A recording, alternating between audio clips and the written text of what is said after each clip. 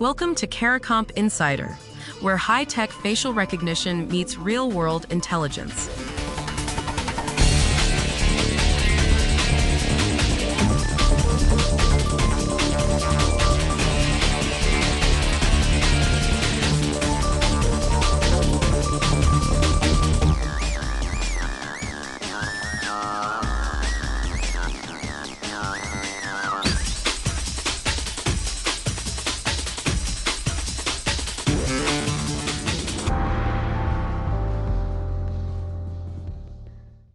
A researcher with zero image editing skills sat down at a 5-year-old computer and built a fake human being in 70 minutes.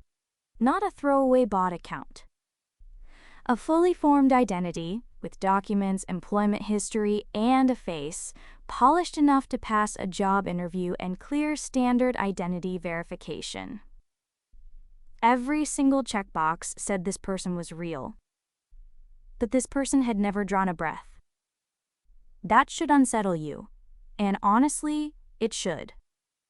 If you've ever opened a bank account, applied for a loan, or onboarded a new hire at work, you've trusted the same systems that fake identity sailed right through. And if you're someone who already worries about your personal data floating around after breaches you didn't even know about, your social security number, your address, your name, this is exactly where that stolen data ends up. It gets stitched into a person who doesn't exist but looks, on paper, completely legitimate. According to multiple industry estimates, synthetic identity fraud now accounts for roughly 80% of all identity fraud in the United States. Today I want to walk you through how these fake identities actually get built, why our current systems are almost blind to them, and where facial comparison technology becomes the one check that can catch them. So what makes a synthetic identity so hard to spot? A synthetic identity isn't a stolen identity. It's a Frankenstein.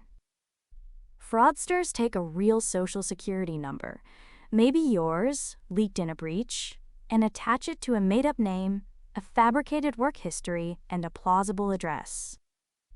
Each piece on its own is either real or formatted correctly enough to pass. The frame is authentic, the canvas is authentic, but the painting inside is a forgery. And the systems we rely on, Know Your Customer checks or KYC, were designed to confirm that an identity exists, not that it belongs to a living person. They check boxes. Does the SSN exist? Does the address format match? Is the document valid? A synthetic identity passes every single box because it was built from real fragments specifically to do that. And these aren't rushed operations. Fraudsters nurture these fake personas for months, sometimes longer, running them through credit-building cycles and layering in behavioral history. They apply for small lines of credit, make on-time payments, build a score. By the time the identity activates, meaning the fraudster maxes everything out and vanishes, the profile has a deeper digital footprint than some real people.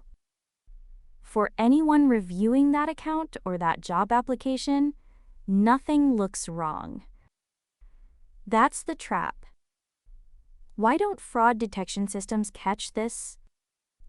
Because there's no victim to sound the alarm. When someone steals your whole identity, you notice. You see charges you didn't make, and you call your bank. But a synthetic identity doesn't belong to anyone real. No one calls to report it. The fraud stays invisible until the account defaults or an internal audit catches the discrepancy. According to fraud model analyses, between 85 and 94% of synthetic identities are never flagged as high risk by existing detection systems. That means the vast majority slip through without a whisper. For investigators reviewing case files, that's a sobering number. For the rest of us, it means institutions we trust with our money likely have synthetic identities already enrolled in their systems right now. The scale is staggering. According to the LexisNexis 2026 cybercrime report, global fraud rates climbed 8%, driven largely by synthetic identity fraud and increasingly sophisticated bots. That finding came from analyzing more than 116 billion online transactions.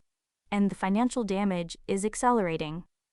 Industry projections put synthetic identity fraud losses at around $23 billion in 2025, surging to $58.3 billion by 2030. That's a 153% increase in 5 years. That's not a trend line, that's a cliff. Now layer in deepfakes. Even when a system requires a live video check, where you hold up your face to a camera to prove you're the person on the document, attackers are injecting AI-generated video directly into the verification stream. According to iProve, injection attacks jumped 783% in 2024. Jumio reported an 88% year-over-year rise in 2025. And this isn't just freelance criminals. According to IDME's fraud operations team, they suspended more than 130 digital wallets linked to North Korean threat actors. Wallet creation attempts from DPRK-linked actors tripled between March and November of 2025. One documented cell, just 8 people, used AI-generated headshots and doctored documents to place operatives inside Western companies. They earned $1.64 million over 3.5 years. A single pipeline they built created 135 fake personas and targeted more than 73,000 individuals. This isn't opportunistic fraud anymore, it's industrialized. And it means the person on the other side of a video interview might not be a person at all. So where does facial comparison fit?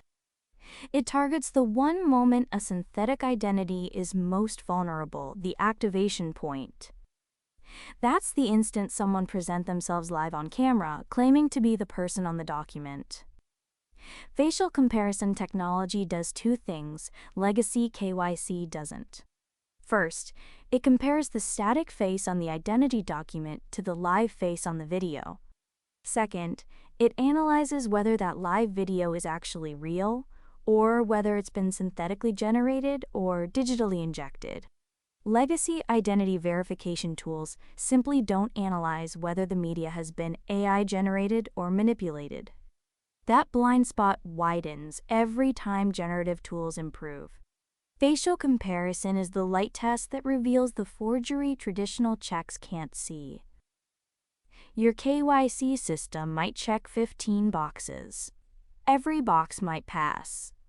But not one of those boxes answers the only question that actually matters.